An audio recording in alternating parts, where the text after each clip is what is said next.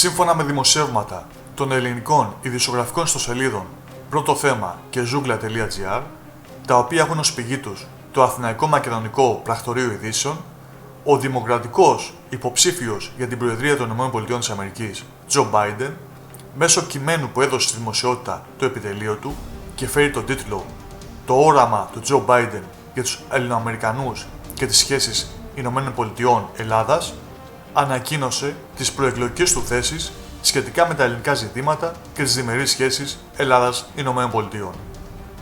Στην αρχή της ανακοίνωσης αναφέρονται τα εξής.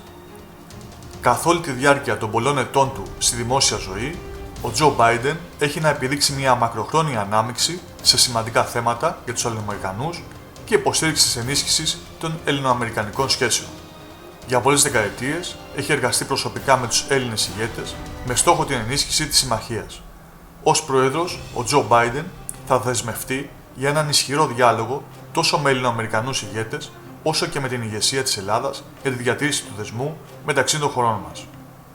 Στο κυρίως κείμενο αναφέρονται τα εξής. Οι προεκλογικές υποσχέσεις του Τζο Μπάιντεν προς την ελληνοαμερικανική κοινότητα. Ο Τζο Μπάιντεν θα συνεργαστεί με το στενό σύμμαχό μας στην Ελλάδα για την προώθηση της σταθερότητας στην Ανατολική Μεσόγειο. Σε αντίθεση με τον πρόεδρο Τραμπ, ο Τζο θα αντιδράσει στην τουρκική συμπεριφορά που παραβιάζει το διεθνές δίκαιο ή τις συμμαχικές δεσμεύσεις της στο ΝΑΤΟ, όπως οι τουρκικές παραβιάσεις του ελληνικού εναέριου χώρου.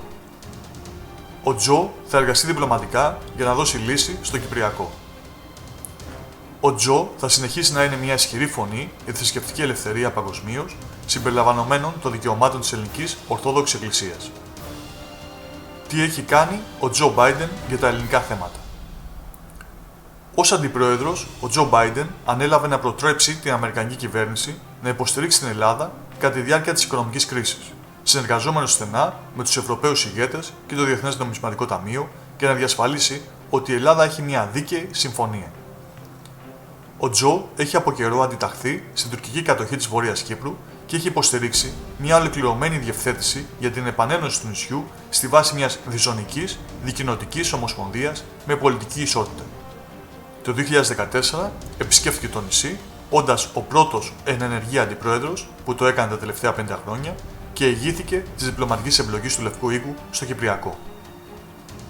Ο Τζο πρόσφατα κάλεσε την κυβέρνηση Τραμπ να πιέσει την Τουρκία να αποφύγει περαιτέρω προκλητικές ενέργειες στην περιοχή εναντίον της Ελλάδας, συμπεριλαμβανομένων των απειλών βίας. Ο Τζο έχει υπάρξει εδώ και πολλά χρόνια ισχυρός υποστηρικτής του Οικουμενικού Πατριαρχείου και έχει προσφέρει αταλάντευτη υποστήριξη στην ικανότητα του Πατριαρχείου να επιτελεί το ρόλο του ως το κέντρο της Ελληνικής Ορθόδοξης Εκκλησίας. Θεωρεί πολύτιμη την επίσκεψή του το 2011 στο Πατριαρχείο και την καθεμία συνάντηση που είχε με τον Παναγιώτατο Οικουμενικό Πατριάρχη Βαρθολομαίο. Έχει καλέσει την Τουρκία να επιτρέψει την επανέναρξη της λειτουργίας της Θεολογικής Σχολής στη Χάλκη και επέκρινε την πρόσφατη απόφαση της τουρκικής κυβέρνησης για τη μετατροπή της Αγίας Σοφίας σε τζαμί. Ο Τζο Μπάιντεν ήταν πάντα φίλος της ελληνοαμερικανικής κοινότητας στο Delaware και σε όλη τη χώρα. Είναι ευγνώμων για τη μακροχρόνια υποστήριξη της κοινότητας. Ο Μπάιντεν θεώρησε ιδιαίτερη τιμή το γεγονός ότι βραβεύτηκε από το Ίδρυμα για την ημέρα του Όχι το 2016 και ότι έλαβε το Αθηναγόριο βραβείο Ανθρωπίνων Δικαιωμάτων το 2015.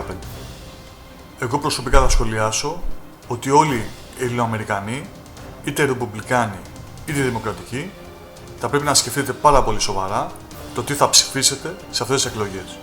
Καθότι η ψήφος σας θα παίξει πολύ μεγάλο ρόλο όχι μόνο για το μέλλον της χώρας που ζείτε, δηλαδή για τις ΗΠΑ, αλλά και για το μέλλον της μαμάς πατρίδας σας, της Ελλάδας. Της πατρίδας των προγόνων σας.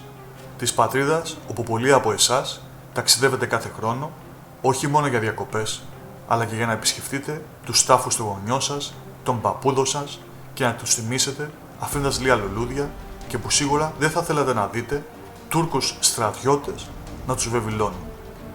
Καθότι δυστυχώς φαίνεται ότι η Τουρκία έχει επιθετικές βλέψεις. Και επειδή κάποιοι ίσως βιαστείτε να πείτε ότι προωθώ τον Biden γιατί υποστηρίζω τους δημοκρατικούς, θα σας πω ότι όλα αυτά σας τα λέει κάποιος που έχει στον τοίχο του ένα επίσημο χαρτί με μία υπογραφή που πιστεύω ότι μπορείτε να αναγνωρίσετε. Αλλά πιστεύω ότι τώρα είναι η ώρα του κυρίου Τζο Μπάιντεν.